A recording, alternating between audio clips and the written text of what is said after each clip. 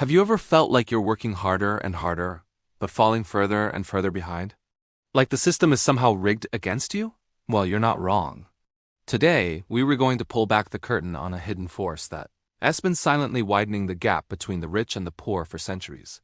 It's called the Cantillon Effect, and understanding it will change the way you see money forever. Imagine you and I live on a tiny island. There's only one product, coconuts. And there's only $200 in our entire economy. Let's say each coconut costs $1. So there are 200 coconuts. Simple, right? Now imagine one night while everyone is sleeping, I secretly print another $200. Now there's $400 on the island. The next morning I wake up first. I have all this new cash. What do? I run out and buy up all the coconuts I can, paying the old price of $1 each. I might even offer a little more, say $1.10, to get them faster. By the time you wake up and head to the market, I've already bought half the coconuts. The sellers, seeing all this new money and high demand, start raising their prices. Suddenly, coconuts cost $2 each. Your original $100 now only buys you 50 coconuts, while my new money allowed me to get a massive head start. I got richer not by creating value, but simply by being closer to the new money.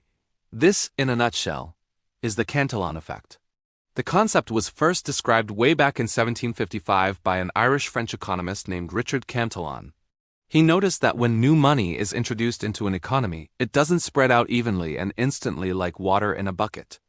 Instead, it enters at a specific point and trickles down, benefiting those who get it first at the expense of those who get it last. He wrote, "Whoever is the first receiver of this money will multiply his expenses. This will increase the price of the products and the merchandise. But those who will suffer from this dearness and who will receive this money only at the end of the chain will be the last to adjust." It was a brilliant observation that's more relevant today than ever before. So how does this work in our modern, complex financial system? Well, it's not a guy on an island printing dollars. It's central banks. When the economy needs a boost, like during a recession or a crisis, central banks like the Federal Reserve create new money out of thin air. This isn't usually physical cash. It's digital entries on a computer screen. But this new money doesn't get mailed out to every citizen. No, it's injected directly into the heart of the financial system. It goes to the big commercial banks, the primary dealers. Think of the giants on Wall Street. These banks now have a flood of cheap new money. What do they do with it? They don't just put it in a vault. They lend it out, or more importantly, they invest it. They buy financial assets, stocks, bonds, real estate, private equity. Because they're the first to get this fire hose of cash, they can buy these assets before their prices have adjusted to the new, larger money supply. This massive wave of buying pressure from the banks and their biggest clients, hedge funds, corporations, and the ultra-wealthy, causes asset prices to skyrocket. This is the key. The first recipients of the new money get to spend it while prices are still low. They use it to buy things that produce wealth, company shares that pay dividends, real estate that generates rent, and so on. They become asset owners. Meanwhile, what about the average person, the salaried worker, the wage earner? They are at the very end of this monetary chain. By the time this new money trickles down to them, perhaps in the form of a small raise or a new job opportunity, the damage is already done. The prices of everything have already gone up. Think about it. Your rent has gone up because real estate values have soared. Your grocery bill is higher. The cost of a car, a house, a college education, everything has inflated. Your salary might have gone up a little, say 3%. But if the prices of the assets you need to build wealth, like a home, have gone up 20%, you are falling further behind.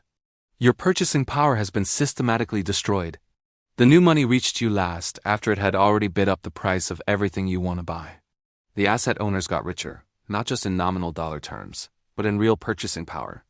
The workers, who sell their time for money, saw their real wages stagnate or decline. Don't just take my word for it. Let's look at the evidence. The most dramatic example in recent history began after the 2008 financial crisis. Central banks around the world, led by the U.S. Federal Reserve, unleashed unprecedented levels of quantitative easing, a fancy term for creating new money to buy assets.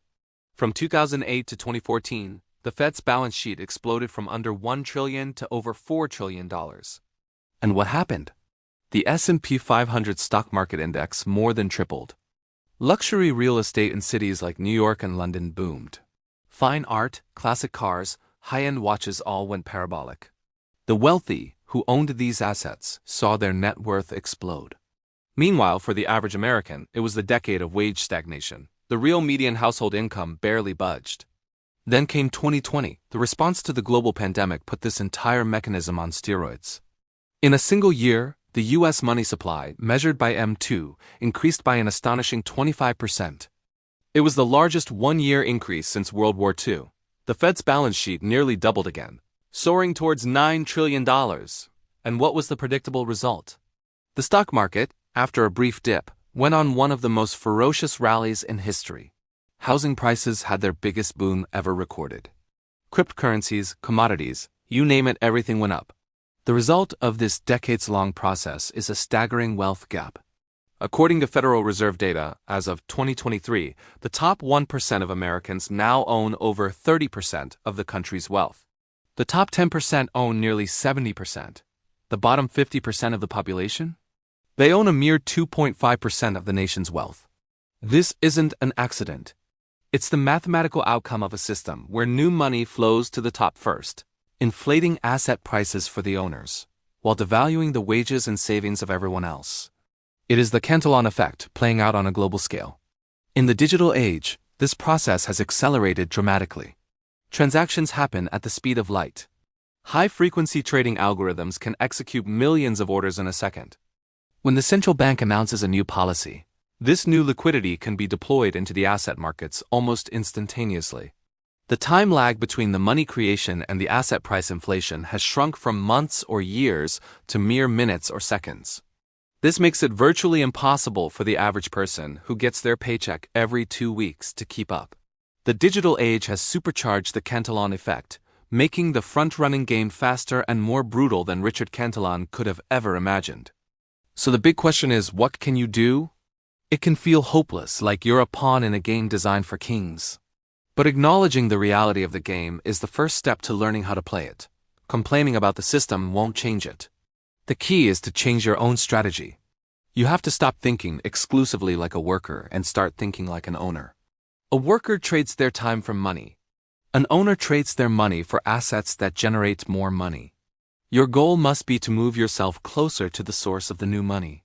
This doesn't mean you have to quit your job and start a hedge fund. It means you must make it a priority to convert your earned income, your salary, into productive assets as efficiently as possible. This means educating yourself about investing. Learn about low-cost index funds that give you ownership in hundreds of companies. Study real estate. Understand sound money principles. It means being disciplined with your budget, saving aggressively, and deploying that capital not into depreciating consumer goods, but into appreciating assets. You need to build your own small boat to rise with the tide of inflation instead of being drowned by it. It's about owning a piece of the system, not just serving it. The system may be rigged, but it's the only one we have. Understanding the Cantillon Effect is like being given a map of the playing field. It reveals the hidden channels through which wealth flows.